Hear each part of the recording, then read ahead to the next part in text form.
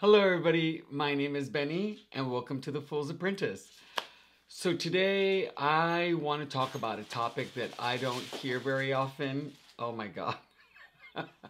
Of course, she would. That's Precious playing with her octopus. She's in a good mood this morning. So, I want to talk about mentorship. It's not a topic that I hear very often. Well, frankly, I've yet to find a video on mentorship and what that looks like. But so that we all start on the same page, I'm going to read from Webster's Dictionary what mentorship is with my old man glasses. It is the influence, guidance, or direction given by a mentor. And so let's look at what a mentor is. A friend, no, a trusted counselor or guide, a tutor, a coach. So I like that because that's exactly what I think a mentor and what mentorship is. So I thought about this topic because I ended up hiring a mentor. I ended up hiring a tarot coach. And in that, I went through a process of what I was looking for, why I was looking for it, what I needed to know, the kinds of questions I needed to ask. And I thought I'd pass this knowledge on based on my own personal experience. So I wrote some notes down. So I'll be looking down so I could read my notes because I want to make sure I don't skip anything. So one of the things that I did is once I had the idea that I wanted a mentor, I had to really think about, well, why do you want a mentor? You know, do you need a mentor?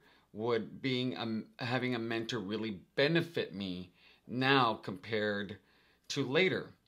And the answer for me was yes. That's why I hired one.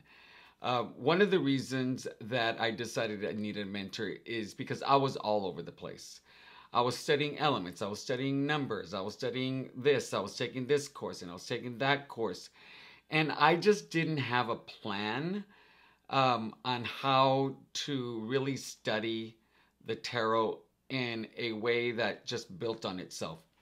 I'm not an educator. I don't know how to develop teaching plans. So I thought somebody outside of me would be able to help me and help me focus on a path that was easier for me to learn the tarot. Another thing that I thought would be helpful is it would be someone that I'd be accountable to. It's very easy for me to all of a sudden have 3 or 4 days just pass with me not touching the cards at all. Also, because I don't have anybody that I would end up having to work with regarding the tarot. So I thought having someone there that I'm paying for would provide me with the accountability needed to really get focused and start doing the work. I also wanted someone to be able to give me some assignments or homework or activities that I could do that would enhance my learning, that would help me kind of retain the information that I was gleaning from the cards and from their experience. And so I thought that would really help a lot. And Precious wants to play with Otis and he wants no part of it.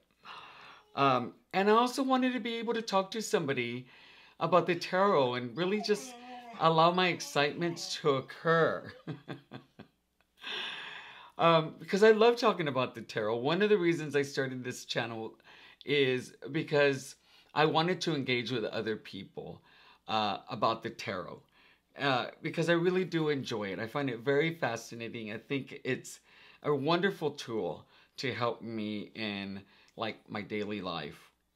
So those were some of the reasons that I thought would be a good idea for me to hire a tarot. So really having an idea like, why do I want a tarot? Do I need a tarot? How would it benefit me? So the first thing that I did once I decided that I wanted a tarot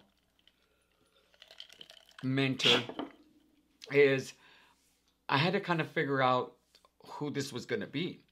And the only way that I knew how to do that was to do my research. Now, there are people on TarotTube that I have seen that I think would be great mentors. But they have never advertised themselves as people who mentor. And so I didn't reach out to them. But I've taken a few courses. And so I looked on the websites to see if they did any, and the people that I took didn't have anything on there. So I had to do my Google search and look up tarot uh, tarot mentors. And I found some. I found one from, actually, I found two that did classes. Yes. And I don't know, just, a website really tells me a lot about someone. And their website didn't kind of inspire me to reach out. And I'm on Instagram. I end up posting my readings, my daily readings on Instagram. And on there, I follow Nick. His And Nick has a website and an Instagram called Page of Cups Tarot. And his videos are beautiful. And I love the messages that he has based on the cards. And I was just curious. So he had a link to his website by the same name, Page of Cups Tarot. And his website was beautiful. He had a picture of himself. The colors really spoke to me. The messages, the way he wrote his copy on the website, the fonts, all the images that he utilized really, really felt very inspiring.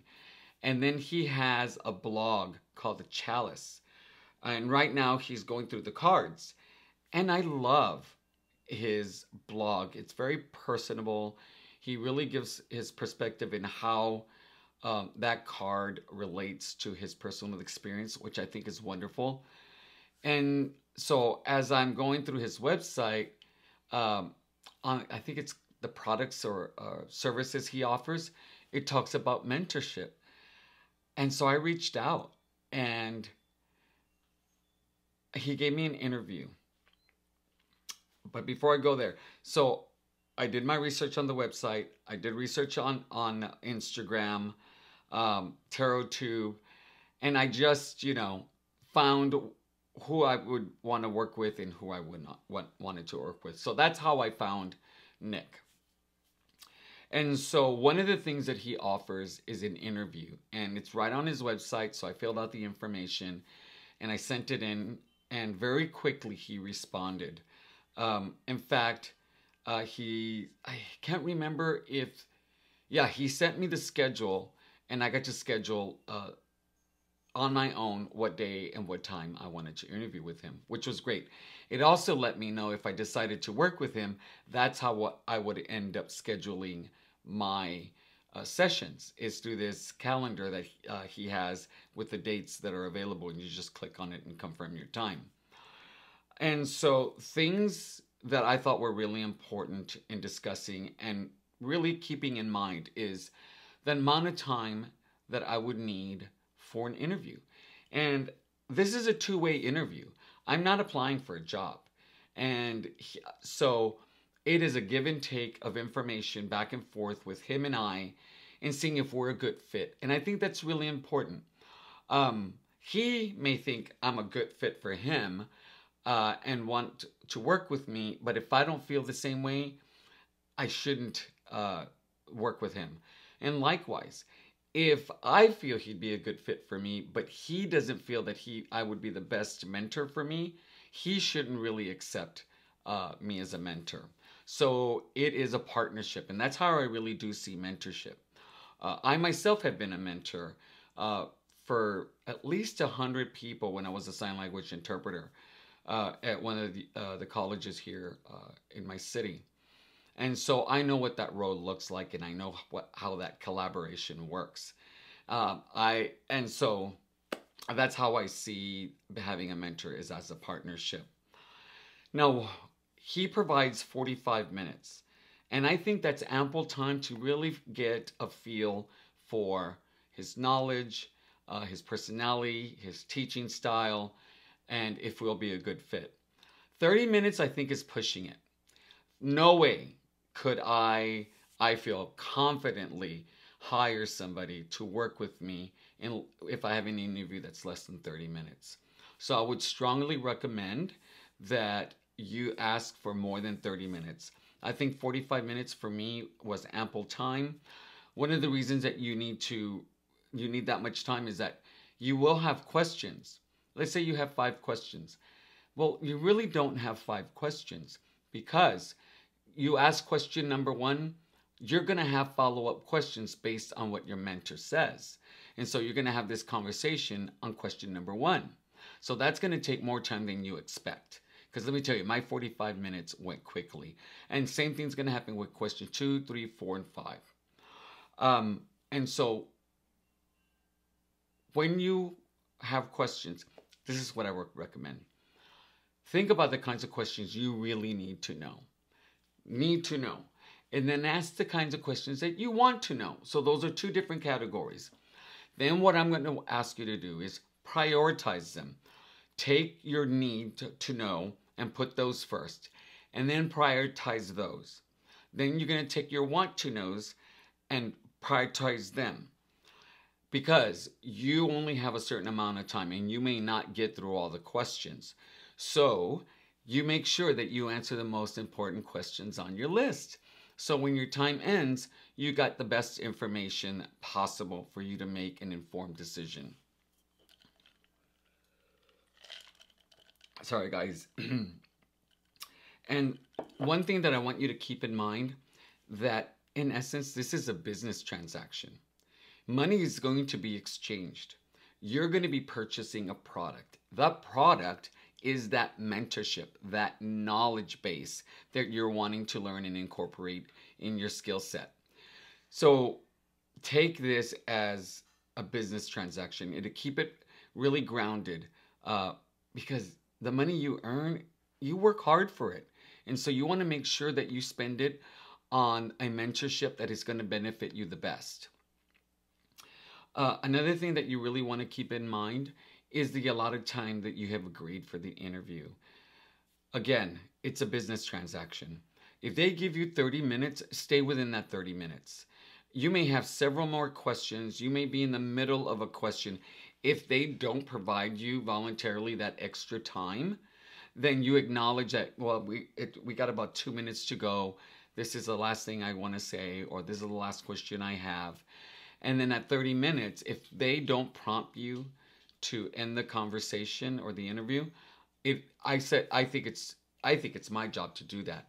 It shows that I respect their time. It shows that I will continue to do so when I work with them. It shows that I respect them and their time, because I don't know what they got going on after the interview. They may have somebody next that they're interviewing, or they may have somebody that they're mentoring. They may have some activity or some appointment after the interview. So I have to be very mindful of that time. So that is something that's, I think, very important. You're going to want to know what system that they use.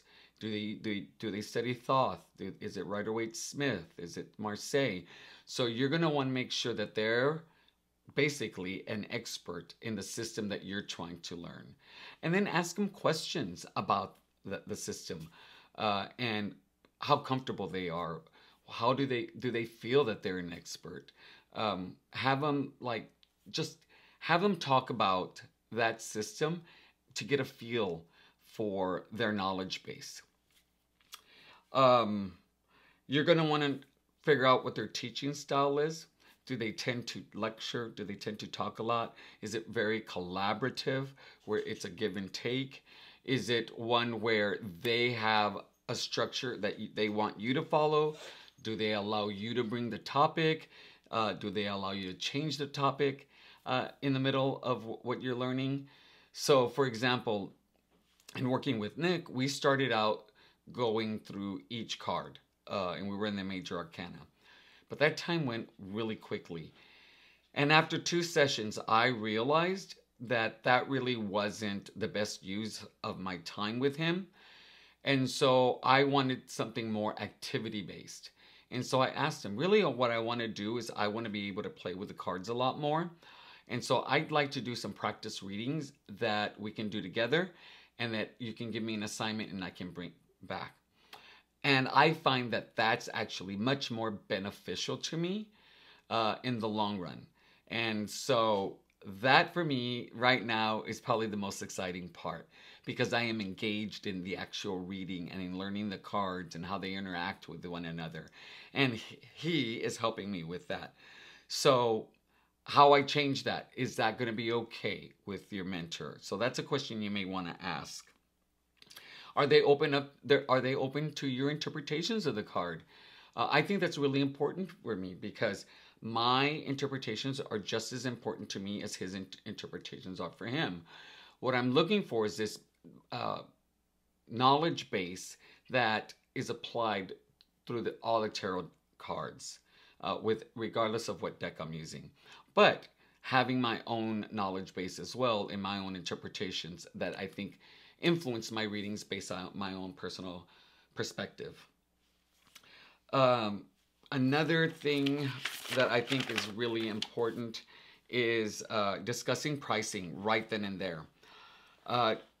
Nick didn't have his pricing on his website. I think we discussed that later. Or yes, I think that was later. Knowing the price before you agree is really important.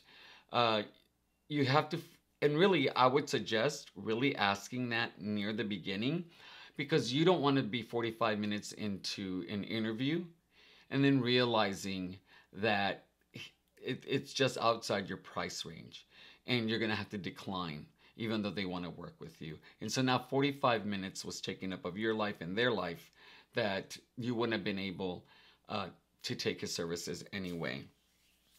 So you really need to think beforehand, well, what's my budget? And for me, there was two things. There was like, what can I pay? Like, what would be comfortable in my budget for me to pay? And so let's say it's $50. And then what am I willing to pay? Like, what above that am I willing to pay if I really want to work with them? Let's say that's $75. So then I would talk about what they charge. And if it's $50, then I'm not going to negotiate. If it's $60, I still probably wouldn't negotiate. But if it's $75, I may ask if that's negotiable. If they ask for anything over $75, because remember, that's my top, what my willingness to play. And the thing is, I'm not going to, and this is important, I am not going to pay more than I've already decided I'm willing to pay. Because it's very easy to get caught up in that trap of being willing to pay $15 more, $20 more, and then I'm struggling and having to budget something out. And I don't want to do that. And so if it's over $75, even if it's $80, I'd be like, can you do 70? No, you can't do 70. Can you do 75? And just negotiate. And if you both can't meet an agreeable price, well, thank them for their time and find somebody else and interview somebody else. So talking about price is very important. And part of that is talking about the cancellation policy that they have. Is it 24 hours? Is it 48 hours? If you cancel, and let's say you just don't want to work with them anymore, can you get that money back? Or do they just hold on to it and use it till the next time? Or do they charge you after the services or the day of? So those are the kinds of things that you want to think about when you ask these questions. And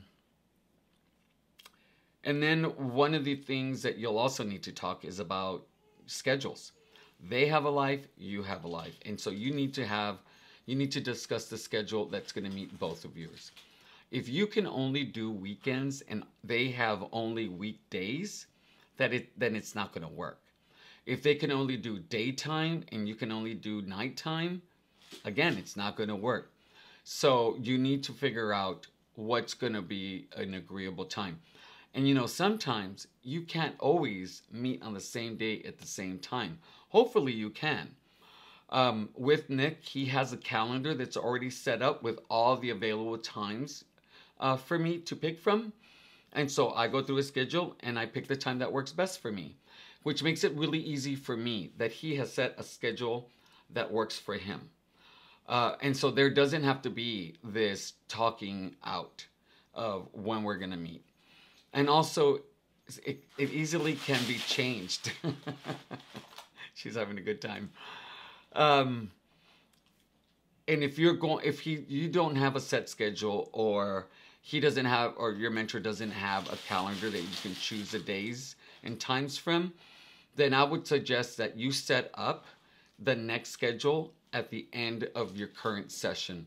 So if I ended a session right now with my mentor, I would be discussing, when do you want to meet next? What time works for you? And we would both pull out our schedules and we would decide. And this is the thing.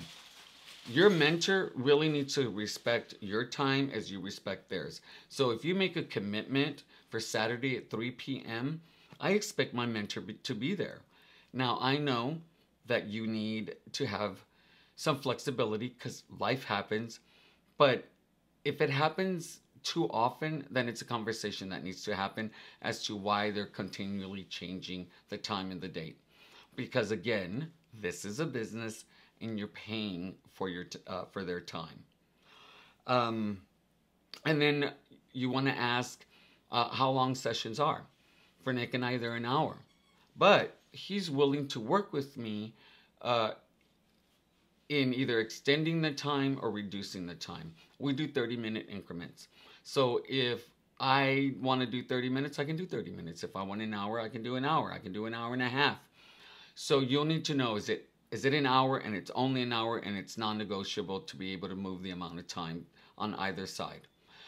Is it 45 minutes? Is it an hour and a half? Whatever it is, talk about what the length of the session is for you. Oh, and one thing that Nick did that I didn't expect, which was really great, we do it through Zoom. If you can't meet in person, we can't because we live in two different cities. We do it through Zoom, which is fine.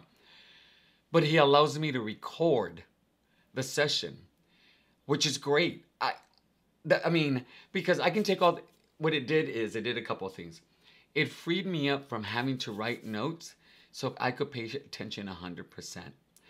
And it allows me to go back to our session that we just did and kind of relearn the information over again. He has taught me several things that really stood out that I can go back and review because my memory is not the best. So that's another option. Can you record on your phone, record it the audio, or can you record on video if you're doing video mentorship? So that's something to think about. And so the last few things that I think are really important is if you feel that you're not getting what you want, before you decide not to work with your mentor, have that conversation with your mentor. Let them know the areas that you feel you need to grow or the areas that you feel are not working. It could be multiple things. It could be communication style. It could be teaching style. It could be a lot of different things. So if something feels off, don't just give up on your mentor. Have a conversation about it first, because they may be able to accommodate what you need so that you can work together. You hired them for a reason to begin with. Don't give up on it right away. 2 is, this is your time that you're paying for, so you can direct it, I feel, in the path that you want. They are the expert when it comes to the both of you. Have that talk. But if you're deciding, I really want to do this, then you have every right to say that.